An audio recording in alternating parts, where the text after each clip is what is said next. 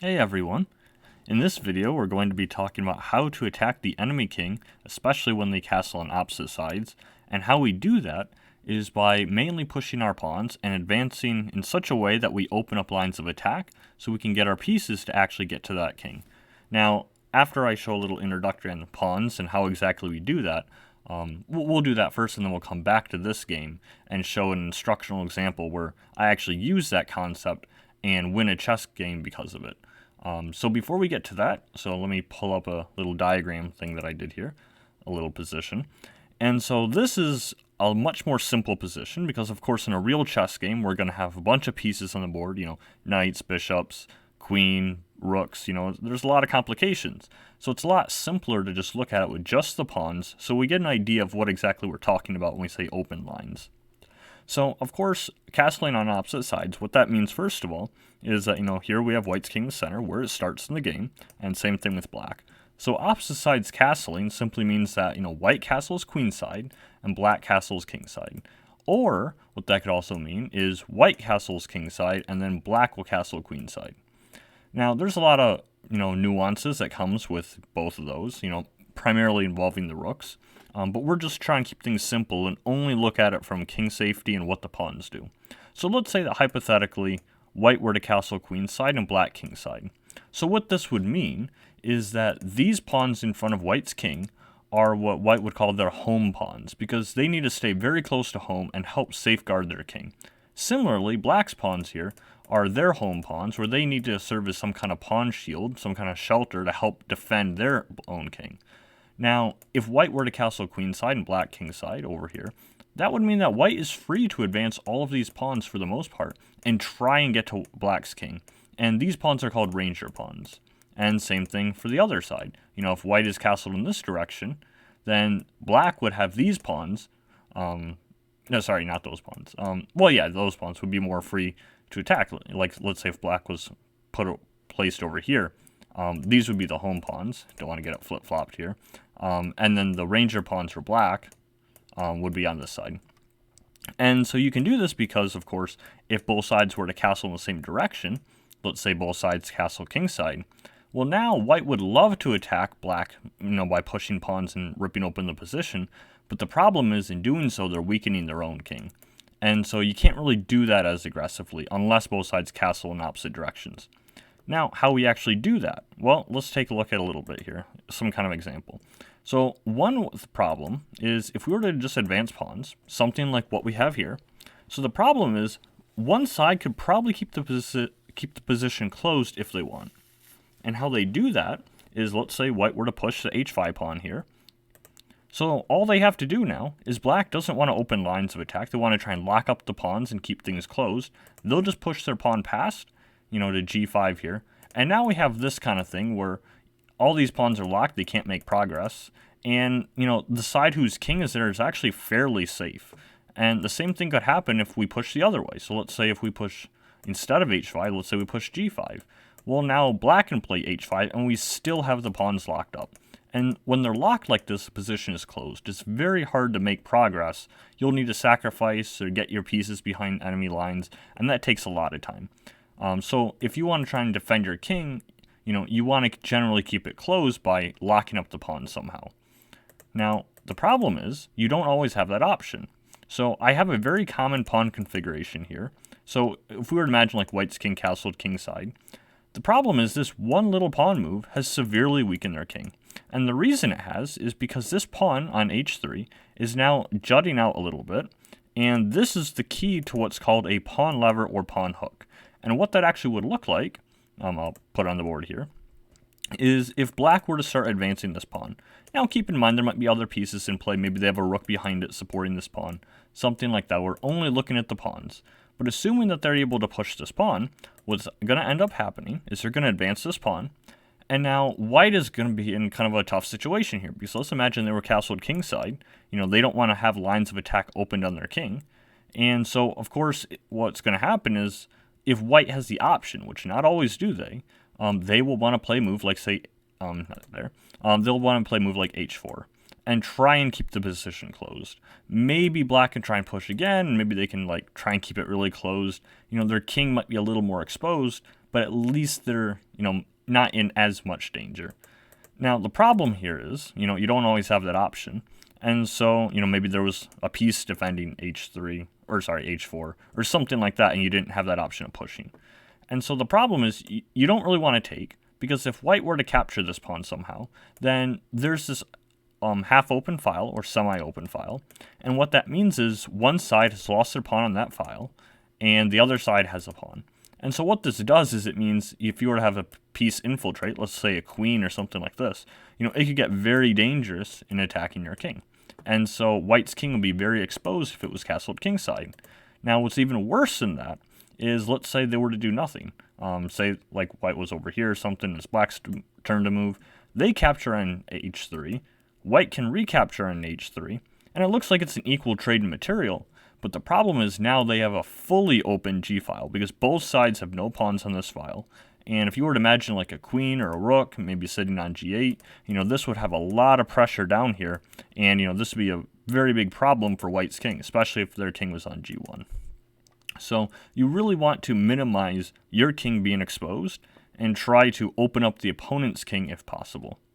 Now, let's go back over here to a different formation. On this side, we looked at this little common idea, this pawn formation with this h3, something that generally you want to avoid if you're white, or whatever side has this pawn push, because you want to keep it very close to your king.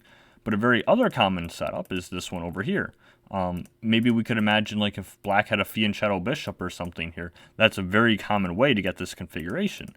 And it could be safe, but the problem is from a pawn structure perspective, similarly to how there was this idea of this pawn lever or pawn hook to try and open lines of attack, that we have the exact same problem here. If you imagine this, pawn on b6, we can do the exact same thing if we had a white pawn on a5 or on c5.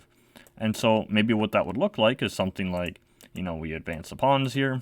And the problem is, if white were to play something like h5, maybe it's supported by a bishop or something here, who knows what, we're only looking at the pawns.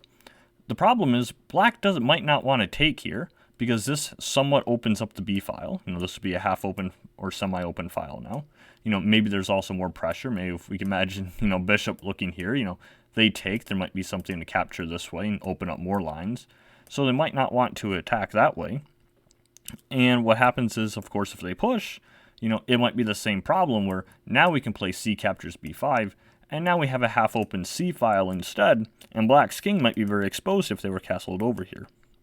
So these are a lot of pawn nuances, but basically what it comes down to is you want to have some formation, if you're castled, like say over here, you want to have some formation where it's a lot safer, where the opponent can't open your king, and you can open theirs first. And so what it comes down to is this very common idea called a pawn storm, in which both sides will start launching pawns at the opponent king and try and get to their king, the other king first. Sometimes this very risky strategy ends up, in these crazy types of positions where literally one tempo could cost the entire game, or one side will even start sacrificing a piece or even several pawns just to open up lines of attack. And if they can get to the other king first, it doesn't matter how much material they're down, because, if they have checkmate, of course that ends the game, because the king is the main thing that you're going after in chess. So, okay, so let's get to an actual example. I'll pull up the game. And so it might sound a little complicated here, but it's fairly simple once you get the hang of it. So let's just start with the game example. Now, I will say, this game I chose because I thought it was an instructional example. This was played at the end of 2021, so a little while ago, about a year and a half ago now. But it's a good example in how to, play these pawn storms. Now, I will also say, with this game, is that I'm not going to analyze the entire thing. I'm just going to, fairly briefly, just so we can focus on the pawn storm elements and the opposite side's castling, and how specifically we get to attack their king. So we start with the Grob opening here. We'll play the opening fairly quickly, both sides playing pretty logical. Get to the part where both sides have castled. Okay, so here we go. So this is sort of the start of what we kind of want to look at. So the reason I say this is more the start for us is because in this game, black has castled kingside. They've put their king over here. And white has castled queenside. And so if we were to look at it just the pawns, then black here wants to keep these pawns very close to their king. These are black's home pawns. And similarly for white, these 3 are white's home pawns. They want to keep these pawns fairly close to their own king because they want to try and minimize being exposed. Maybe we can force open some lines of attack. Similarly, these ranger pawns for black are going to want to advance and try and open up lines against white's king, and white is going to want to try and do the same to, black's king by opening their own lines if they can get a chance. Now, of course, it's not entirely equal here because black has a very nice center and there's other positional things in the position. But if you didn't know about this, pawn storm ideas about how to open lines, you might actually think that white is better because it looks like they have a little head start in their pawn storm. These pawns are a bit more advanced on black's king. They're going this way. They're already like halfway there. Meanwhile, black, they have all their ranger pawns way back here, and it looks way further from white's king. But there's one very key difference. So I think, in combination with the center that black has, black is actually slightly better here. And the reason they're slightly better is because if we look at black's, structure right in front of their king, this is exactly what we want. Our pawns are nicely, right in front, right next to each other. White should have no way to force open lines of attack on the black's king. However, white has these pawns configured here, which we did look at in the example. And what we can do is similarly, if we were to get a pawn to say c4 or to a5, then that means we could, use this pawn on b3 as some kind of pawn lever or pawn hook, and we can try and open up lines. So that is what our main idea is. So here the idea was I wanted to try and get in like b5 and maybe a5 and start trying to open lines if I get the chance. Now, I could have started with a5, and that's also a good move. However, I actually started in this game with b5. And the reason I started with b5 was because I thought I actually wanted to deter white from playing a4 themselves.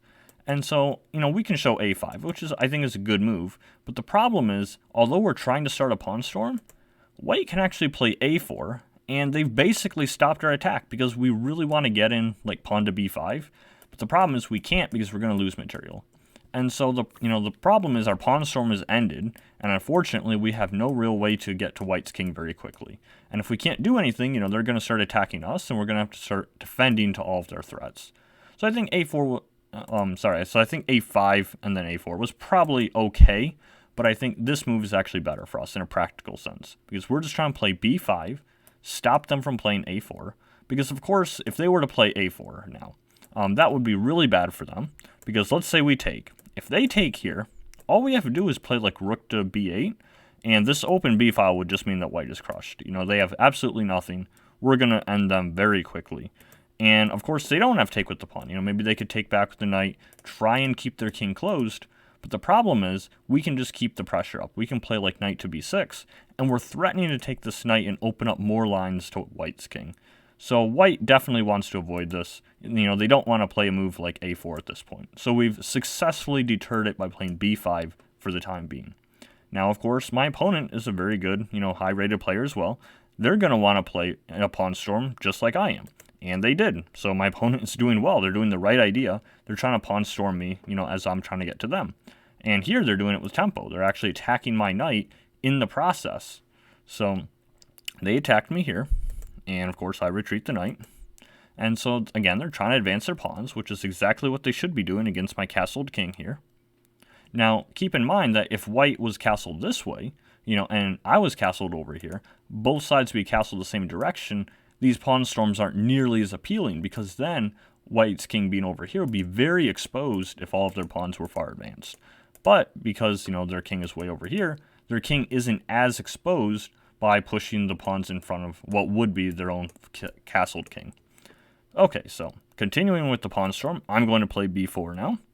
Do similar to what they did with me. They were attacking my knight with tempo, and I had to move back. Well, I'm actually going to do the same and now trying to kick their knight. So they're going to move away, play a5. And I actually don't mind sacrificing. This isn't really a sacrifice because my rook could recapture. But I would have to open a file in that case. And, I could then gang up on this pawn and just try and really get to white's king.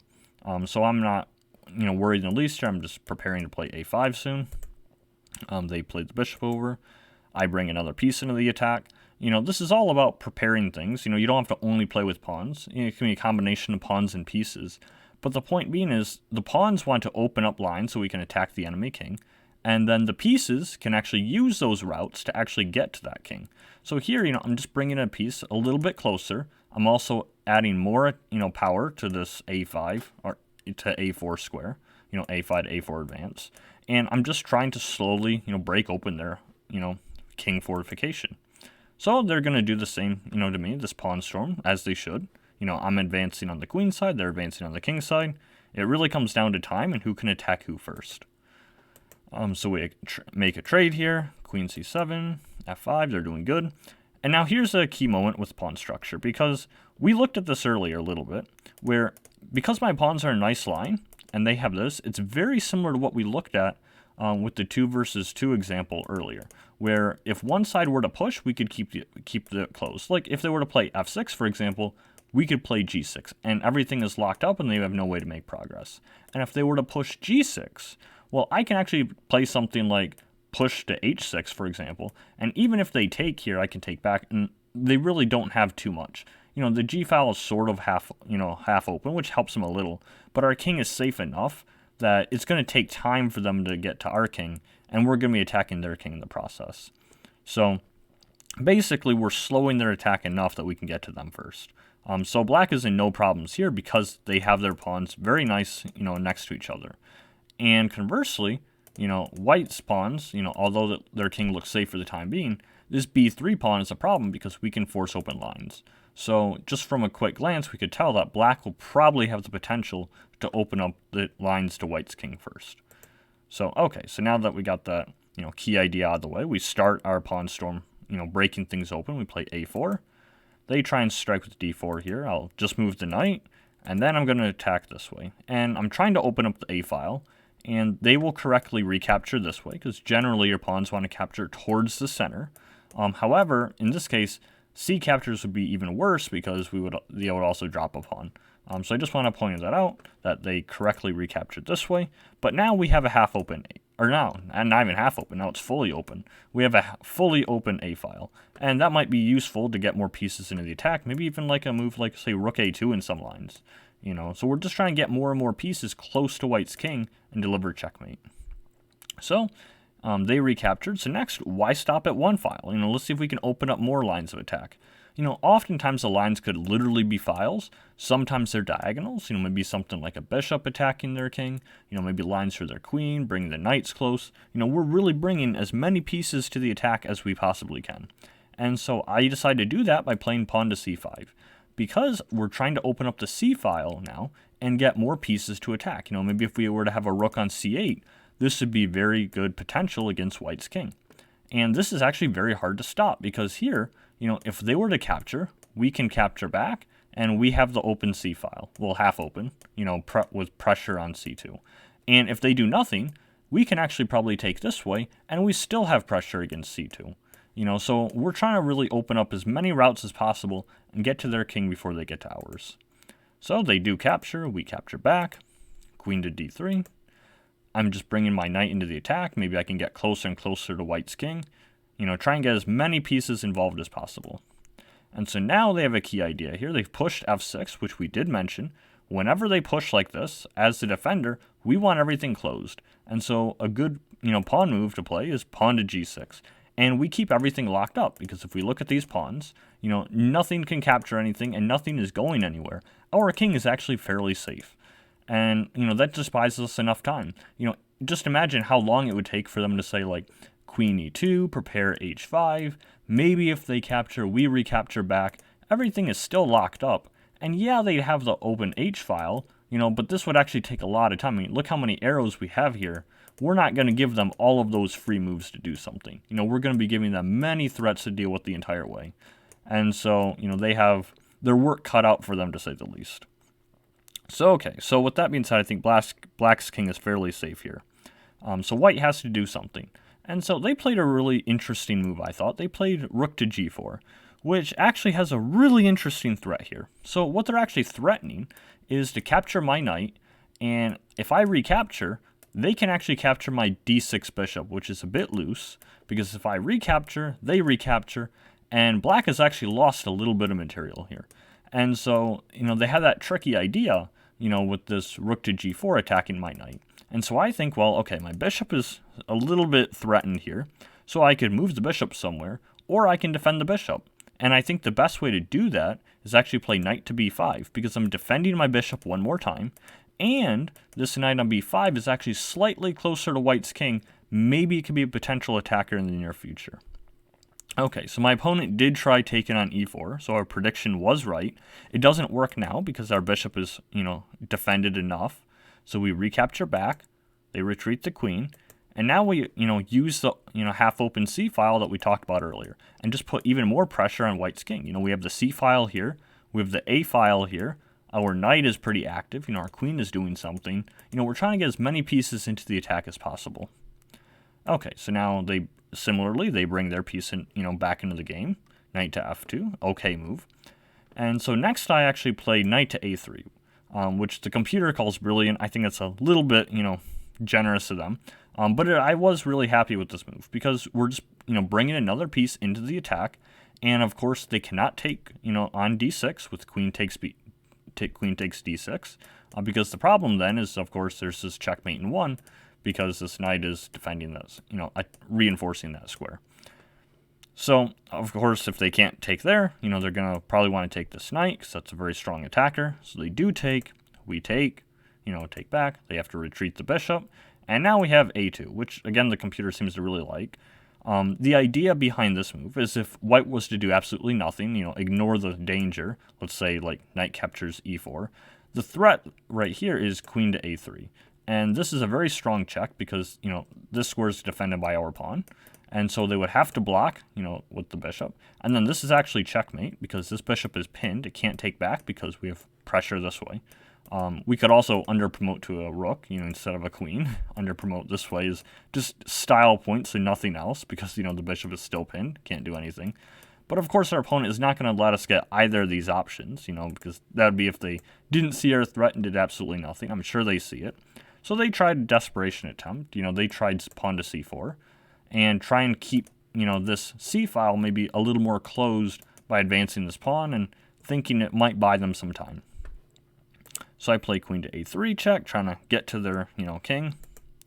They play queen b2, and I think they're actually holding on a little better than I probably should have allowed, because here I actually traded queens. And although it's not bad, my logic is I was up by 2 points of material. And I thought, well, it's okay. I'm up material, maybe I can trade, especially trading queens. Normally, that's not a bad idea. However, in this case, because white's king is so open, I think it actually benefits black to keep the queens on the board because the queen is a very powerful attacker. And I think looking back, instead of trading queens like I did, I think I should have actually played this very surprising rook captures c4 check. And this is a very aggressive way to keep up the attacking pressure. Because if they capture my knight here, my rook here, I can play queen captures e3 check. If they try and block on d2, then I have bishop a3, and really everything is attacking. And their king is very open. They're probably going to play king to c2. If they try and block with the bishop, it's the exact same thing we looked at, where we have queen, promoting. This bishop is still pinned. And then we're actually going to bring the queen to b2 and it'll be checkmate. So that's a checkmate in 2. I can just put it in case, people aren't following along with it. So it would look like this and we would end the game very quickly. So probably not going to fall for that. But okay, as the game played, I didn't see this rook captures. That would have been a very nice way to continue the game. But instead I traded queens, okay? And my goal here was to try and simplify. We've successfully gotten to their king. We have a nice advantage because of our pawn storm being successful. And now I just wanted to simplify as much as possible and try and, trade everything off and get into this winning endgame. Maybe this pawn will actually win for me, we'll see. So I try and trade everything. I get my rook active, try and get all my pieces into play. I attack their knight. And then I push their king away because these squares are both controlled. And, with the rook all the way, on the second rank here, they're forced really, to play the king over. Walks into the skewer. Now I pick up the bishop. They play knight c3. And right before I move, my opponent resigned here, not really wanting to see the continuation, I guess. The move I was about to play was actually rook to c1, with the idea that if they were to capture my pawn, I actually have this tactic, and then I'm forking the king and the knight, so that would have been a little way to win material. However, in the post-game analysis, it was actually a little bit more efficient if I had actually just given this check, sacrificing the rook, and then I can just promote to a queen. So that would have been maybe a little bit more efficient. But both of them are good. So the point is, the game ended there, and I ended up winning because of the pawn storm. And specifically, if we were to go back, I think the real key moment here was when they tried to push here, because I think this really illustrates the concept that when they push, like they did, I can actually play it. We just try and keep the position closed, and now it's locked up, and our king is fairly safe. But the problem was for our opponent. If we go back to the castling position at the start, they don't have that option because our pawns are nicely, next to each other, unmoved, very good shelter for our king, but their pawns are not, because this one little pawn move, this one small pawn advance to pawn to b3, they've weakened themselves to the possibility of this, creating pawn levers and opening lines of attack. And we saw that in the game, where eventually I did get, this play on this b3 pawn and was able to open up lines this way and eventually get to their king first before they got to mine. So that's quite a mouthful as far as what to do with the opposite side's castling, but I hope everyone found this instructional in how to attack the enemy king when both sides castle in opposite directions. So thanks for stopping by, everyone, and I'll see you in the next chess video.